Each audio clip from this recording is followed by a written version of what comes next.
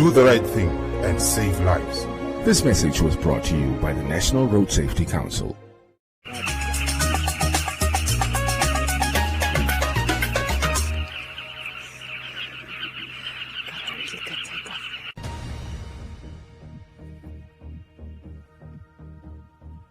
There are growing concerns about a new variant of the coronavirus after more analysis confirmed it has a much quicker rate of transmission than the original strain. The variant has now been identified in at least 17 countries around the world after it was originally found here in the UK. It's led to a big increase in cases in Britain, and hospitals are under severe stress, with emergency healthcare staff said to be at battle stations. Our health correspondent Dominic Hughes reports. It might be a new year, but there's no let-up in the pressure on hospitals in London and the South East. A surge in seriously ill COVID patients means staff are being pushed to the limit. Intensive care beds are a real pinch point. Some patients have been moved from Kent to Bristol and Plymouth, where there's spare capacity. That in itself is not unheard of, but doctors say it shows the pressures they're working under. If the number of cases don't begin to reduce fairly soon and indeed reduce sharply, we would be in a situation where the healthcare infrastructure, not just in London, but across the entire country, is overwhelmed.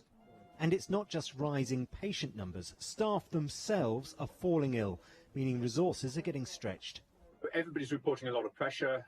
Everybody is saying that it's really difficult to offload ambulances because our departments are full, because in turn our hospitals are full. It's very frustrating because you can't look after patients in the way you want to.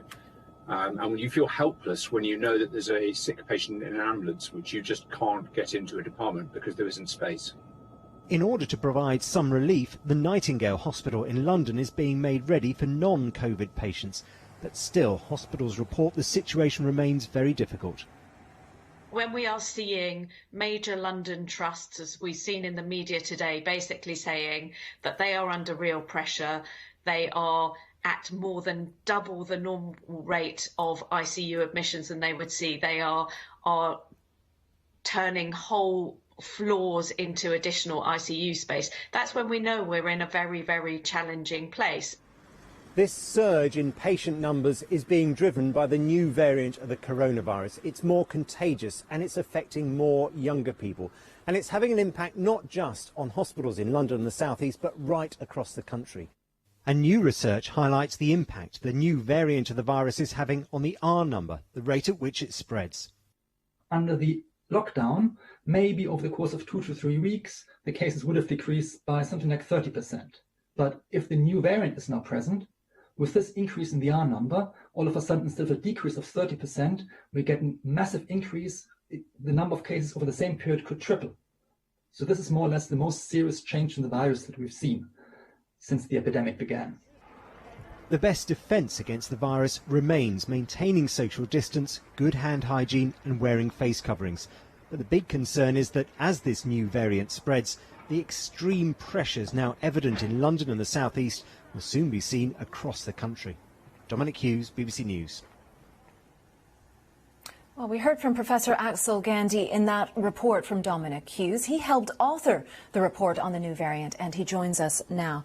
Professor Gandhi, how much faster does this new variant move through the population than the previous variant?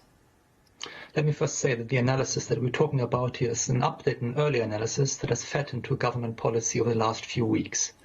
It's been a real team effort of statisticians, epidemiologists, geneticists, and Public Health England to get the data together and to get this analysis done very rapidly. At the moment, these are still early days result. We only have been doing this kind of analysis now for the last few weeks.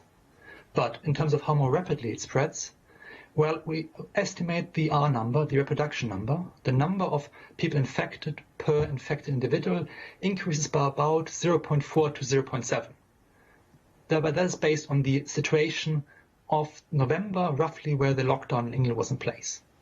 To put these numbers a little bit into perspective, as you've already said, if we were to assume that during the lockdown the reproduction number was below 1, that means the virus was decreasing, then over the course of 2 to 3 weeks, if the reproduction number was 0.9, it wasn't quite that, but let's assume that is, over that period of time, the overall number of infections would have decreased by something like 30%. Now, if you add 0.4 to 0.7 to that reproduction number, you go above 1, you get an increase, and actually quite a steep increase. Now, the range is quite wide, so this tripling is just one number picked out of a large range. But over the course of 2 to 3 weeks, in November, the number of cases in the new variant doubled or tripled.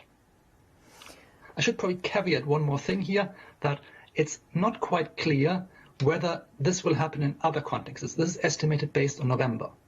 It's not clear what's going to happen in the current context, where we have the new tier restrictions in place.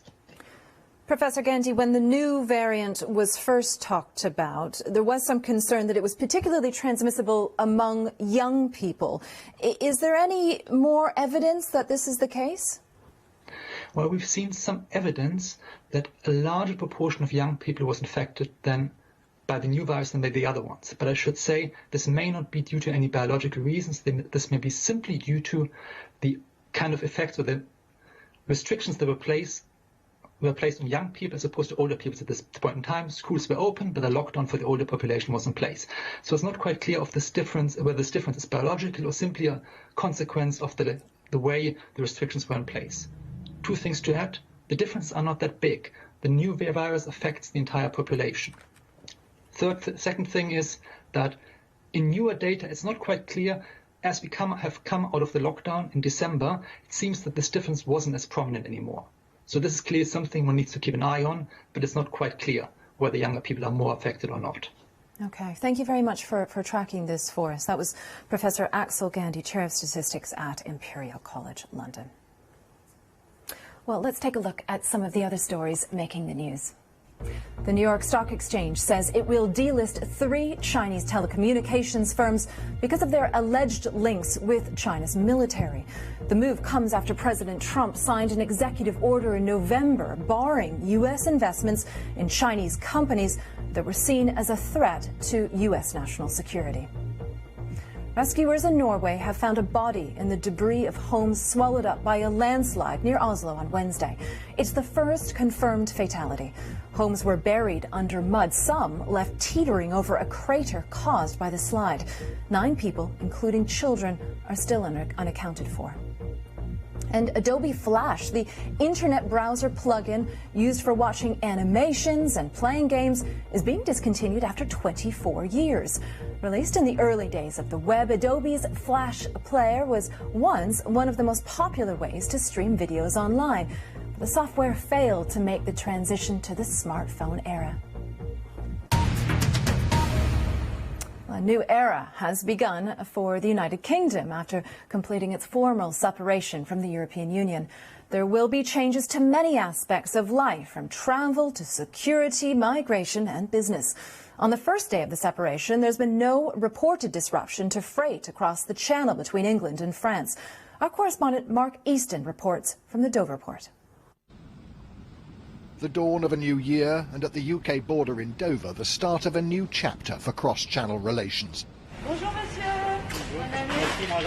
Brexit is now a reality. These lorries needing to navigate a tangle of red tape, customs checks and regulatory inspections, plus, of course, COVID tests before being permitted to cross the border. 25 miles outside the port, HGVs reach a police checkpoint on the M20. They need to have a Kent access permit, nicknamed a Kermit, to demonstrate their paperwork's in order. European truck drivers heading to the continent seemed sanguine about all the extra hassle. I have a permission to go in England, yes.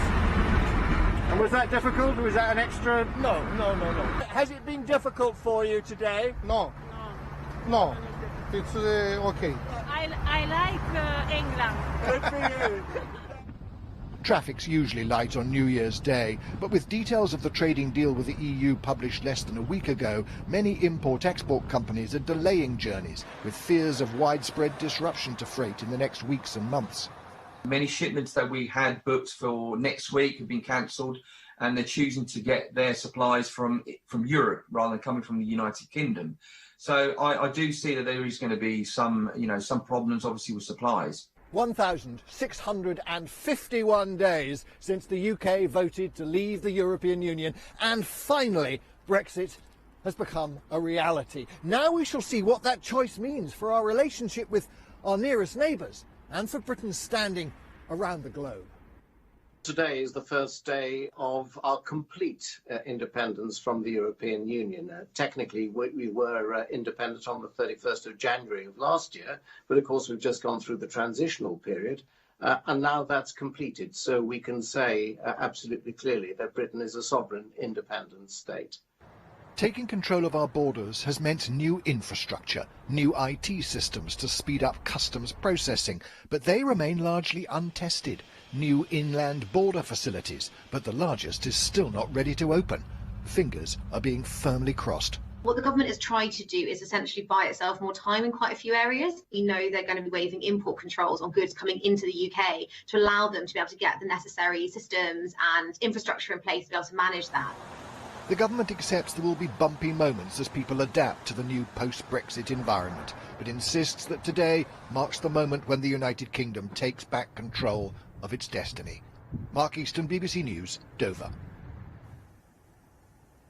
Well, we can cross over the English Channel now and join our correspondent Bethany Bell at the French port of Calais.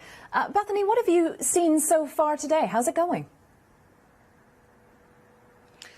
There hasn't been a great deal of freight traffic today. There has been some, and the authorities here say things have gone relatively smoothly. But this is, of course, a public holiday. There's a weekend coming up. And as we heard in that report just now, a number of firms are waiting to see how things pan out over the next couple of weeks or so.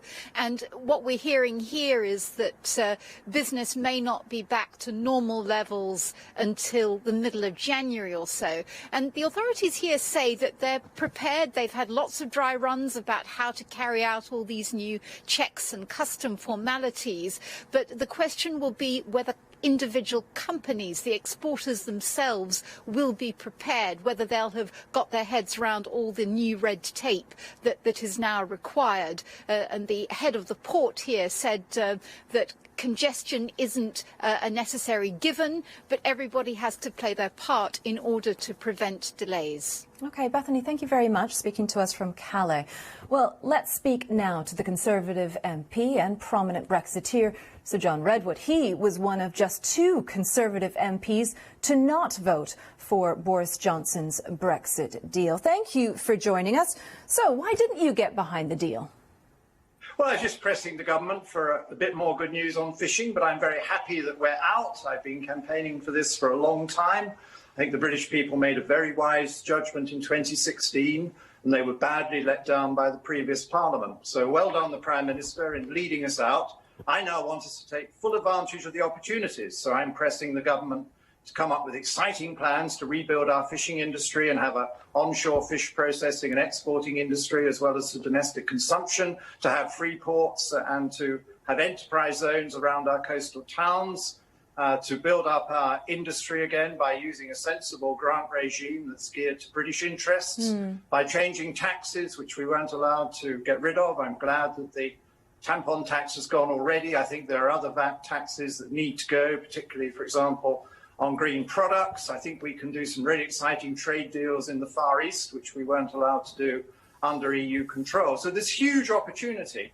I think we're going to have a very fast growth year this year anyway, partly as a result of recovery from the COVID disaster as the vaccines are rolled out. But I think we can supercharge that with these freedoms that we can now use. But the report we've just heard, and Bethany Bell reporting from Calais, also said there's a lot of nervousness, there's a lot of anxiety regarding the movement of goods in and out of the country. Some businesses are choosing just to hibernate for a while and wait and see how they're going to deal with the red tape. Is that really citing the freedoms that you just mentioned?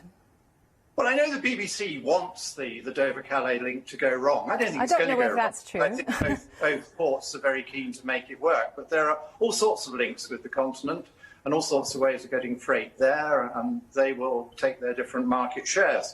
I think the system will work perfectly fine. We do the bulk of our trade with non-EU already, and that's always worked very smoothly. That will continue to have tariffs and some other frictions that the EU trade doesn't have under this new agreement. So be positive. It's going to work. Calais and Dover want to keep their business going, they're going to smooth those lorries' passages through. And all this nonsense about paperwork. You know, we live in the age of electronic computers and digital communications. Businesses have to collect all this information about their products and services for their own records and for their customers. They can share them electronically with the authorities on both sides of the channel to comply with their requirements. Okay, thank you very much, Sir John Redwood. Well, stay with us on BBC World News. Still to come. With the United States lagging when it comes to vaccinating its population, we'll examine how the vaccine rollout around the world is being undertaken by different nations next.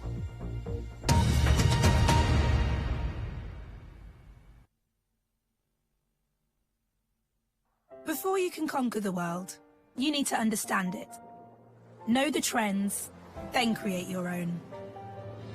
Be inspired and understand more, because when you're armed with a wider world perspective, anything is possible. BBC News, in 42 languages.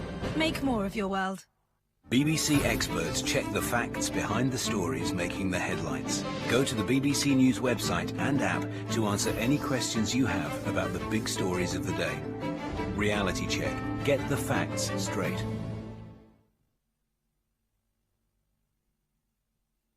If you've got questions about the stories making headlines, Reality Check is here to help you get the facts straight.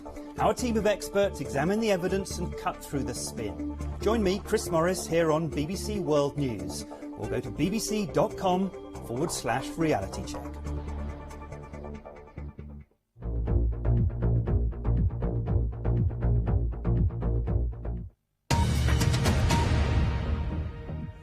This is BBC World News, the latest headlines.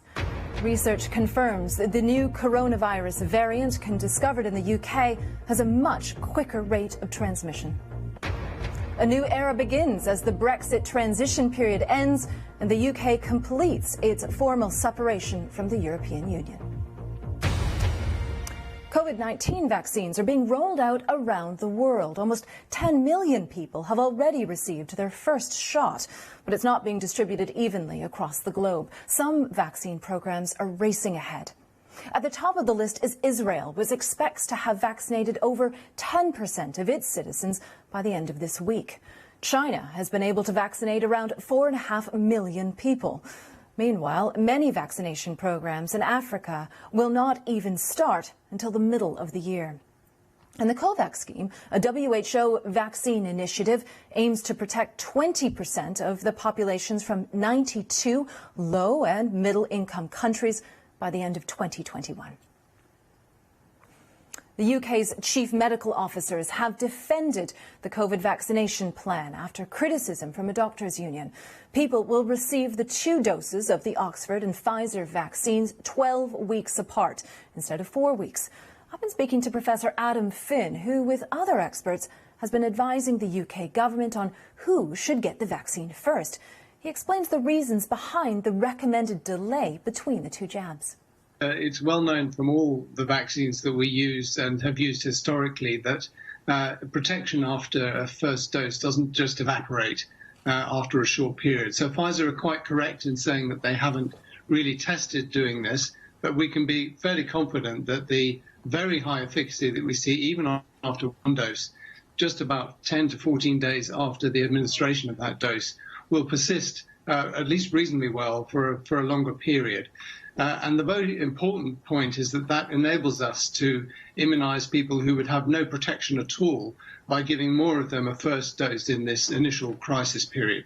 Indeed. I mean, you say you're confident, but where does this confidence come from? I mean, if you're unsure how strong that first dose of the vaccine can be and what kind of protection it can offer, isn't it possible that the government is making a big mistake by delaying the second jab? The confidence comes from our knowledge of the human immune response, which is very extensively studied in the context of many infections and many vaccines. And we know very well that human immunity doesn't evaporate, as I said before, after a short period of time. It continues and persists. It may wane over time, over a longer period, but we know absolutely with great certainty that it doesn't just disappear over a short period like this. It's made some people quite nervous that the vaccine rollout strategy has been changed so quickly after it was first introduced. What assurances can you offer that it's under control and it's going to plan? Well, in terms of assurances that it will work, because we're just starting here, we have a very strong tradition in the United Kingdom of very effective deployment of vaccines. And using them as efficiently as possible to achieve the maximum public health impact. And we're continuing to do that now. In terms of what will now happen next, well, I think we have to have confidence in our National Health Service and its ability to act quickly and effectively in delivering these vaccines as soon as they become available. And we're going to see the second vaccine coming through as early as Monday next week. Professor Adam Finn. Well, U.S. senators have convened for a rare New Year's Day session to continue action on a major defense spending bill, which President Trump had vetoed. Senators are expected to cast procedural votes today, which will then clear the way for a veto vote Saturday. The bill had already passed both houses of Congress with a veto-proof majority of 84-13 earlier this month. Now, for a look at all the sporting news, I'm joined by Stella McCurran at the BBC Sports Centre.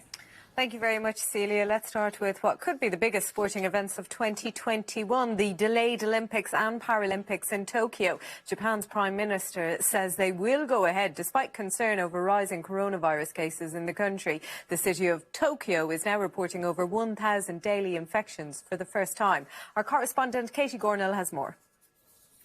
When the Tokyo Olympics were first postponed 9 months ago, it was felt back then by the IOC that a one-year delay would be enough for the world to get this pandemic under control and for the Games to get back on track. But the recent surge in cases in Tokyo really just underlines the huge difficulties still facing organisers. Remember, the cost for these games has already increased by more than £2 billion because of the pandemic. They've had to significantly lower their expectations, and the public's appetite in Japan for these games seems to be decreasing all the time. Despite that, publicly, officials seem optimistic. In response to this news, the Japanese Prime Minister said the Games will go ahead in the summer and be safe and secure. But the question still remains, what form will they take? I think the next few months will be critical, and a lot depends on the success and speed of the Japanese vaccination programme. But the IOC has already said that another postponement is out of the question. So this really is the last chance saloon. Officials are confident that a form of the Games will take place in July, but I think given the current situation, no one can really say with any certainty exactly what these Tokyo Olympics will look like. Katie Gornell, our correspondent there. Now, there are two games in the English Premier League today. Everton can go second for the time being with a win at home against West Ham. That game kicks off shortly. David Moyes is still looking for a first win at Goodison Park since leaving Everton in 2013. And then in the late game, Manchester United, who are currently second, can keep the pressure on leaders Liverpool with a result against Aston Villa. You can follow them via the BBC Sport website and app. Now, with Australia and India tied on one test apiece, Marnus Labuschagne has called for his fellow Australian batsmen to be braver in the face of the touring bowlers. The third of four tests begins next Wednesday in Sydney, and so far the Australians have been restricted to 200 or less runs in each of the three complete innings. I certainly don't want to share all our plans with you guys because otherwise they'll know exactly what's coming. But I definitely think there's definitely talk about, once again, rotating the strike, finding your boundary option, the normal things you talk about facing any bowling attack and where you can get a little upper hand against a certain bowler at a certain time in the game. So I think they're all things we're always talking about and always trying to stay on top of and make sure that when we come in to the test, we are brave enough to take on those options when they arise. As always, you can stay right up to date on the BBC Sport website and app. But for me, for the moment, that's it for now. Thank you, Sarah. Well, millions around the world have been seeing out 2020 and marking the start of 2021. With lockdowns or other restrictions in place in many countries, many would-be New Year partygoers were told to have a quiet night in. Although thousands of spectators watched fireworks light up the night sky in Taiwan to mark the beginning of 2021. But in New York City, just a handful of people were allowed into Times Square to watch confetti rain down and the traditional crystal ball drum. Scotland celebrated behind closed doors, and instead of fireworks, they staged a drone show with a series of videos titled Farewell. And that's all from us for now. Do join us on Twitter. I'm at Celia Hatton. Bye-bye. Hello there. The last week or so has been cold across the northern plains of India. There's been warnings of ground frost and some fog as well. But for the next few days, it's not going to be as cold and there won't be as much fog around as well. To the south, you can see we've got this massive cloud that's been developing, and that continues to bring some showers, heavy and thundery in the same sort of areas, returning again into Sri Lanka and also into Tamil Nadu. And if you look much further north, we're even beginning to pick up a few showers around Delhi. That's one reason why it's not going to be as cold by day and by night. Into Central Asia, we've got some very cold air actually across the north into Kazakhstan. Elsewhere, temperatures are nearer normal for the time of year, possibly making double figures in Kabul. It'll be dry and mostly sunny, I suspect, in Pakistan. There's those showers, though, beginning to develop on Saturday. Moving further south and probably dry for Kerala, more likely to have some perhaps heavy and thundery showers developing in Tamil Nadu and not far away from the Maldives. And we'll see some more breaking out in Sri Lanka as well. But across the northern plains, temperatures will be a little bit higher day and night. So let's have a look at the outlook, and we may actually pick up a few showers in Islamabad as we head into next week. We're also likely to get more showers around Delhi, spreading their way southwards into parts of Rajasthan and also into Madhya Pradesh. But for many areas, it's still dry and sunny.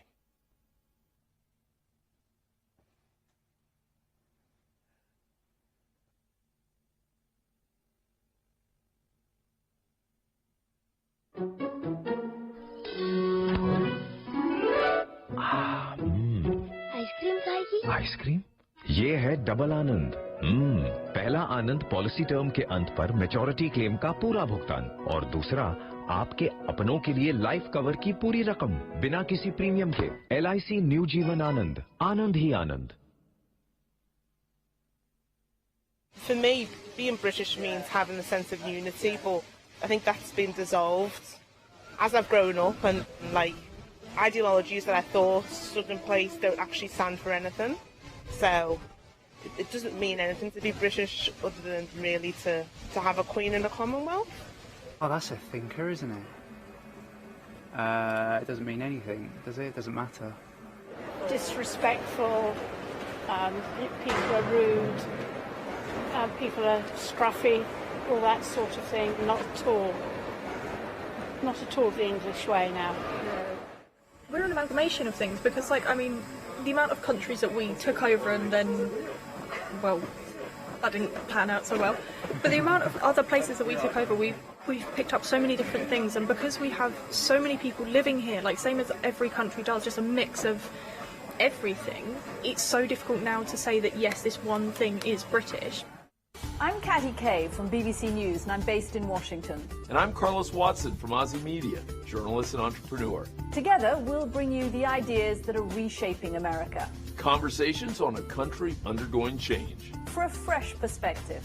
A new weekly podcast, When Catty Met Carlos. Everything is connected in the world of business. Find out what it means to you. Go online at bbc.com/business to get the latest news wherever you are. Business on BBC News. Make the connection.